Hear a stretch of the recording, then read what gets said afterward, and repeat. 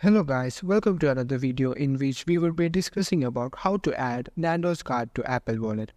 As you all know, you can't add any external card other than debit, credit or transit card, drivers or state ID directly from the Apple Wallet itself.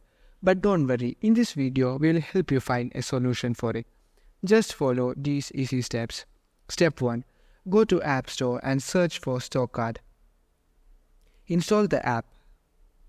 After installing, open the app. You will be able to see the most frequently used cards by the users on the home page. Click on the Add button on the top right corner. And now search for Nando's. Click on it.